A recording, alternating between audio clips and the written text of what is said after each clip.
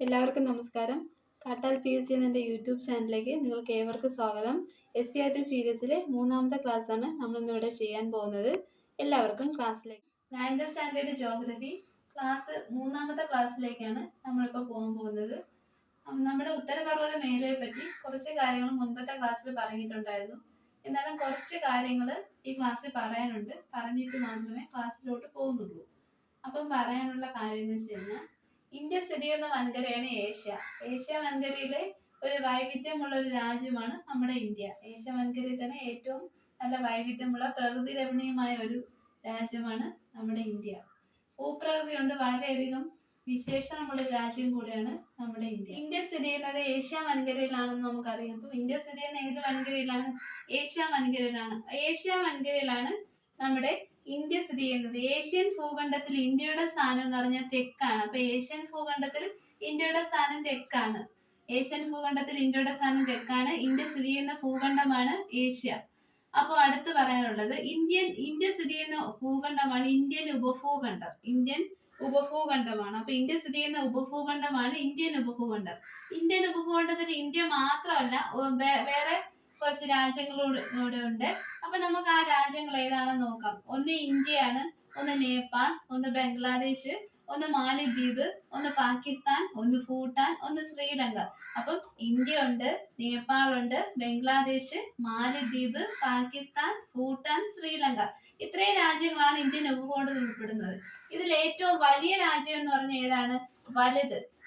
വലിയ രാജ്യം എന്ന് പറഞ്ഞാൽ അത് ഇന്ത്യയാണ്. ഏറ്റവും ചെറിയ രാജ്യം എന്ന് പറഞ്ഞാൽ ഏതാണ്?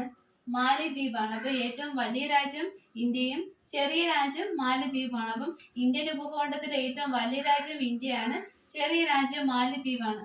അപ്പം ഇന്ത്യൻ ഉപഭൂഖണ്ഡത്തിലാണ് ഇന്ത്യ സ്ഥിതി ചെയ്യുന്നത്. ഇന്ത്യൻ ഉപഭൂഖണ്ഡത്തില് എത്ര രാജ്യങ്ങളുണ്ട്? ഇന്ത്യയുണ്ട്, നേപ്പാളുണ്ട്, ബംഗ്ലാദേശ് ഉണ്ട്, മാലിദ്വീപ് ഉണ്ട്, പാകിസ്ഥാൻ ഉണ്ട്, ഭൂട്ടാൻ ഉണ്ട്, ശ്രീലങ്കയുണ്ട്. അതിൽ ഏറ്റവും വലിയ രാജ്യമാണ് ഇന്ത്യ, ഏറ്റവും ചെറുത് മാലിദ്വീപാണ്. ഇന്ത്യൻ ഉപഭൂഖണ്ഡത്തിന്റെ അതിർത്തികളാണ്. ഇന്ത്യയുടെ വടക്കേയറ്റം ഹിമാലയ പർവ്വതമാണ്. ഇന്ത്യയുടെ വടക്കേയറ്റം ഹിമാലയ പർവ്വതം. ഞാനിവിടെ ഹിമാലയം കാണിച്ചിട്ടുണ്ട്. വടക്കേറ്റം കറക്റ്റ് അവിടെ ഒന്നും അല്ല വരുന്നത്. വടക്കേറ്റം ഹിമാലയ പർവ്വതമാണ്. അടുത്ത വടക്ക് പടിഞ്ഞാറ് കണ്ട് ഇവിടെ നിന്ന് ഇങ്ങനെ വരും. വടക്ക് പടിഞ്ഞാറ് ഹിന്ദുക്കുഷ് സുലൈമാൻ നിരകളാണ് വരുന്നത്. ഹിന്ദുക്കുഷ് സുലൈമാൻ നിരകൾ ഒരു പ്രകൃതിയാലുള്ള ഒരു അതിർത്തി എന്നാണ് ഹിന്ദുക്കുഷ് സുലൈമാൻ നിരകളെ പറയുന്നത്. അടുത്ത് വരുന്ന കിഴക്ക് പൂർവാഞ്ചലാണ് വരുന്നത്. അടുത്ത് വരുന്നതാണ് പിന്നെ തെക്ക് ഭാഗം വരുന്നത് ഇന്ത്യൻ മഹാസമുദ്രം. ഇപ്പൊ ഇന്ത്യൻ മഹാസമുദ്രം മൊത്തത്തിൽ ഇങ്ങനെ വ്യാപിച്ചിരിക്കുകയാണ്.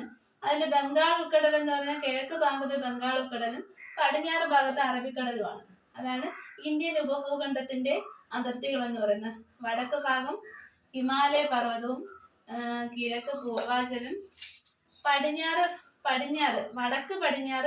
വടക്ക് പടിഞ്ഞാറ് ഹിന്ദുക്കുഷ് സുലൈമാൻ നിരകളാണ്.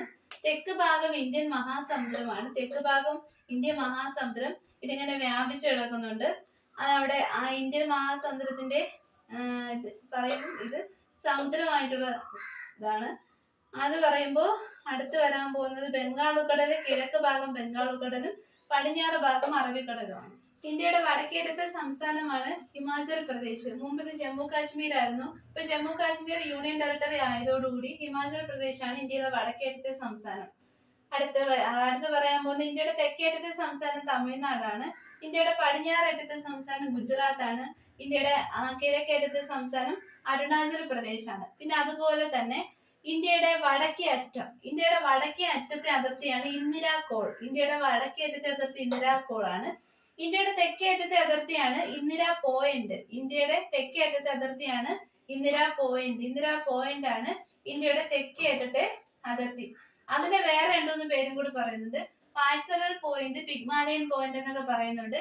ഇന്ദിരാ പോയിന്റ്. എന്നാൽ ഉപദ്വീപീയ ഇന്ത്യയുടെ തെക്കേറ്റമാണ് കന്യാകുമാരി. ഇന്ത്യയുടെ തെക്കേറ്റം കന്യാകുമാരിയാണ്. പിന്നെ പറയുന്നത് കിബിത്തു എന്ന് പറഞ്ഞാൽ കിഴക്കേ അറ്റമാണ് കിബിത്തു. ഇത് അരുണാചൽ പ്രദേശിലൊക്കെയാണ് കാണപ്പെടുന്നത് കിബിത്തു. അപ്പൊ കിഴക്കേ അറ്റം കായലെ തന്നെ നമുക്ക് കിബിത്തുവിനെ കണക്ട് ചെയ്ത് പഠിക്കാൻ പറ്റും. കിബിത്തു. പടിഞ്ഞാറ് അറ്റം പറയുന്നത് ഗുഹാർ മോത്തിയാണ്. ഗുജറാത്തിലാണ് പടിഞ്ഞാറേറ്റം. ഗുജറാത്തിന്റെ ഗൂവും അങ്ങനെ ഗുഹാർ മോത്തിയിലെ ഗൂവും കൂടെ ഗുജറാത്തിന്റെ ആ ഒരു അതിർത്തി നമുക്ക് പെട്ടെന്ന് പഠിക്കാൻ പറ്റും. അപ്പൊ ഗുഹാർ മോത്തി.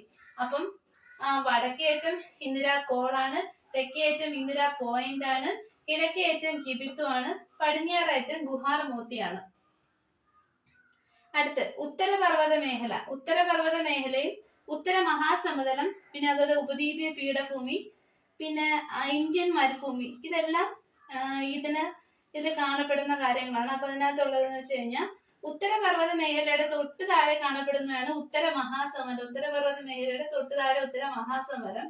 അടുത്ത് ത്രികോണാകൃതി കാണപ്പെടുന്നതാണ് ഉപദ്വീപീയ പീഠഭൂമി. ഉപദ്വീപീയ പീഠഭൂമി ഇതിന്റെ പ്രത്യേകത, ഉപദ്വീപീയ പീഠഭൂമി സ്ഥിതി ചെയ്യുന്നത് പൂർവ്വഘട്ടത്തിനും പശ്ചിമഘട്ടത്തിനും ഇടയ്ക്കായിട്ടാണ് ഉപദ്വീപീയ പീഠഭൂമി സ്ഥിതി ചെയ്യുന്നത്. പിന്നെ ഇവിടെ ഈ മധ്യ ഉന്നത തടം അങ്ങനെയൊക്കെ കുറച്ച് കാര്യങ്ങളുണ്ട്.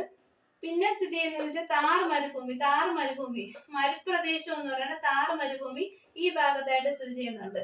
പിന്നെ ഇന്ത്യയുടെ പ്രകൃത്യാർ നിർമ്മിതമായ കുന്നുകളാണ് ഹിന്ദുക്കുഷ് സുലൈമാൻ നിരകൾ. ഹിന്ദുക്കുഷ് സുലൈമാൻ നിരകൾ വൈദേശിക ആക്രമണത്തിൽ നിന്നും ഇന്ത്യയെ ഒരു പരിധിവരെ സംരക്ഷിച്ചു പോകുന്നത് ഈ പർവ്വത നിരകൾ എന്നാണ് പറയപ്പെടുന്നത്. ഹിന്ദുക്കുഷ് സുലൈമാൻ നിരകളാണ്. അപ്പൊ ഉത്തരപർവ്വത മേഖല ട്രാൻസ് ഹിമാലയൻ, ഹിമാലയം, കിഴക്കൻ കുന്നുകൾ. ട്രാൻസ് ഹിമാലയത്തിൽ വരുന്ന പർവ്വത നിരകളാണ് കാരക്കോറം, ലഡാക്ക്, സസ്കർ. ഹിമാലയത്തിലെ ഹിമാദ്രി, ഹിമാചൽ, സിവാലിക്. അപ്പം പിന്നെ ഉള്ളത് കിഴക്കൻ കുന്നാണ്. കിഴക്കൻ കുന്നില് ഹാസി, ഹാരോ, മീസോ, ജയന്തിയ കുന്നുകളാണ്. ഹാസി, ഹാരോ, മീസോ, ജയന്തിയ കുന്നുകൾ, പിന്നെ നാഗ കുന്നുകളുണ്ട്. പിന്നെ ട്രാൻസ് ഹിമാലയത്തില് വരുന്നത് വെച്ച് കഴിഞ്ഞാൽ ട്രാൻസ് ഹിമാലയം എന്ന് വെച്ച് കഴിഞ്ഞാൽ എന്താണ്, ഉത്തരപർവ്വത നിരയിൽ ഏറ്റവും വടക്ക് ഭാഗത്ത് വരുന്നതാണ് ട്രാൻസ് ഹിമാലയം. അപ്പൊ ഉത്തരപർവ്വത മേഖലയിൽ ഏറ്റവും വടക്ക് ഭാഗത്ത് വരുന്നതാണ് ട്രാൻസ് ഹിമാലയം.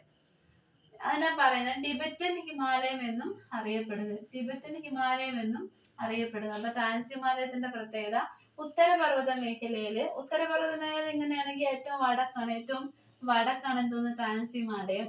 അതുപോലെ ടിബറ്റൻ ഹിമാലയം എന്നാണ് ഉത്തരപർവ്വത മേഖല അറിയപ്പെടുന്നത്. ശരാശരി ഉയരം 3000 മീറ്റർ ആണ്. ശരാശരി ഉയരം 3000 മീറ്റർ ആണ്. വീതി 40 കിലോമീറ്റർ ആണ്. വീതി ഇപ്പൊ അത് SCERT പുസ്തകത്തിനകത്തുള്ളതാണ്. വീതി 40 കിലോ. ഇത്രയും കാലം ഉയരം മാത്രമേ പറഞ്ഞിട്ടുണ്ടായിരുന്നുള്ളൂ. അപ്പൊ വീതി നീളമൊക്കെ പറഞ്ഞിട്ടുണ്ട്. വീതി 40 കിലോമീറ്റർ, നീളം 965 കിലോമീറ്റർ ആണ്. അപ്പം എന്തോന്നാണ്, ഉത്തരപർവ്വത മേഖലയിൽ ഏറ്റവും വലുതല്ല, ഏറ്റവും വടക്കാണ് ട്രാൻസ് ഹിമാലയം. ടിബറ്റൻ ഹിമാലയം എന്നറിയപ്പെടുന്നു.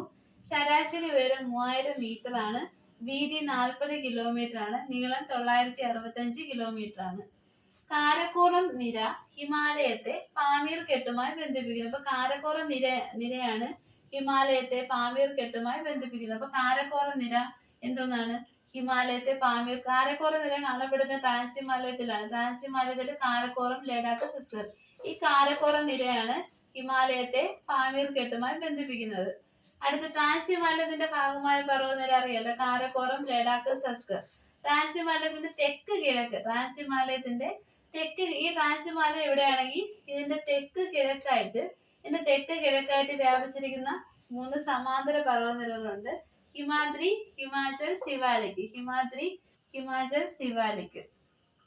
അപ്പം അടുത്ത ഹിമാദ്രി, ഹിമാചൽ, സിവാലിക്കിനെ പറ്റിയും കാരക്കോറം, ലഡാക്ക്, സസ്കറിന്റെ ഓരോന്നിനെ പറ്റിയും നമുക്ക് പഠിക്കാം. നമുക്കിനി പഠിക്കാനുള്ള ടെക്സ്റ്റ് ബുക്കിലെ കാര്യങ്ങളാണ്. അപ്പൊ നമുക്ക് നോക്കാം. ഭൂപ്രകൃതിയുടെ അടിസ്ഥാനത്തിൽ ഇന്ത്യയെ 5ആയി തിരിക്കാമെന്ന് നമ്മൾ കഴിഞ്ഞ ക്ലാസ്സിൽ പഠിച്ചിട്ടുണ്ടായിരുന്നു. അതിലൊന്നാണ് ഉത്തരപർവ്വത മേഖല, 2 ഉത്തര മഹാസമതലം, 3 ഉപദ്വീപീയ പീഠഭൂമി, 4 ഇന്ത്യൻ മരുഭൂമി, 5 തീരസമതലങ്ങളും ദ്വീപുകളും. ഇതിൽ ഒന്നാമത്തേന്ന് വെച്ച് കഴിഞ്ഞാൽ ഉത്തരപർവ്വത മേഖല. അതാണ് നമ്മൾ പഠിച്ചുകൊണ്ടിരുന്നത്. ഉത്തരപർവ്വത മേഖല വ്യാപിച്ചിരിക്കുന്ന ലഡാക്ക് മുതൽ അരുണാചൽ പ്രദേശ് വരെയാണ്. ലഡാക്ക് തൊട്ട് അരുണാചൽ പ്രദേശ് വരെയാണ്. അപ്പോ ആ ഉത്തരപർവ്വത മേഖലയെ തന്നെ 3ആയി തിരിക്കാം. ഉത്തരപർവ്വത മേഖലയെ 3ആയി തിരിക്കാം. എന്ന് വെച്ച് കഴിഞ്ഞാൽ ഭൂപ്രകൃതി അനുസരിച്ച് ഉത്തരപർവ്വത മേഖലയെ 3ആയി തിരിക്കാം. അതിലൊന്നാണ് ട്രാൻസ് ഹിമാലയം, 2 ഹിമാലയം, 3 കിഴക്കൻ കുന്നുകൾ. 1 ട്രാൻസ് ഹിമാലയം, 2 ഹിമാലയം, 3 കിഴക്കൻ കുന്നുകൾ. ആ ട്രാൻസ് ഹിമാലയത്തിലുള്ളതാണ് കാരക്കോറം, ലഡാക്ക്, സസ്കർ. ട്രാൻസ് ഹിമാലയത്തിലുള്ളത് കാരക്കോറം, ലഡാക്ക്, സസ്കർ. ഹിമാലയത്തിലുള്ളത് ഹിമാദ്രി, ഹിമാചൽ, സിവാലിക്. ഹിമാലയത്തിലുള്ളത് ഹിമാദ്രി, ഹിമാചൽ, സിവാലിക്. കിഴക്കൻ കുന്നുകളിലുള്ളത് മീസോ, ഹാസി, ഹാരോ, ജയന്തിയ കുന്നുകളാണ്. മീസോ, ഹാസി, ഹാരോ, ജയന്തിയ കുന്നുകളാണ്. പിന്നെ ഒന്നും കൂടെ ഉണ്ട് നാഗാ കുന്നുകൾ. ഇതിനകത്ത് തന്നെ ഒന്നും കൂടെ ഉള്ളതാണ് നാഗാ കുന്നുകൾ.